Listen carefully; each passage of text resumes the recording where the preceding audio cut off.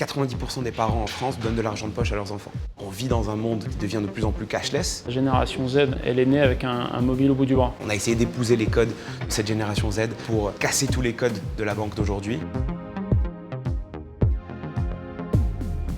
On était tous utilisateurs de néobanques et on a trouvé l'expérience extrêmement chiante. Pourquoi? Parce qu'elle était purement transactionnelle. Personne n'aime sa banque. Ce sont des entités qui sont très anxiogènes.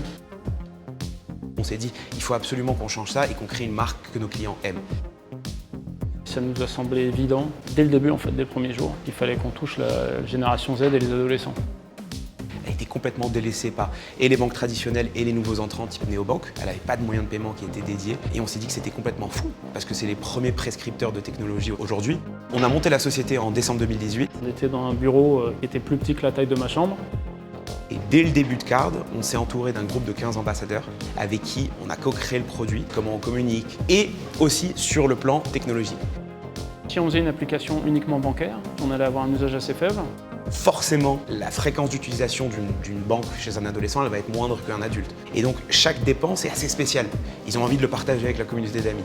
Quand il va aller au McDo, il va prendre une photo de son burger. C'est des actions qui sont faites après un achat. Donc ça nous semblait évident de réintégrer ça dans Card. L'application, elle n'a rien à voir avec une banque et c'est exactement ce qu'on voulait aujourd'hui.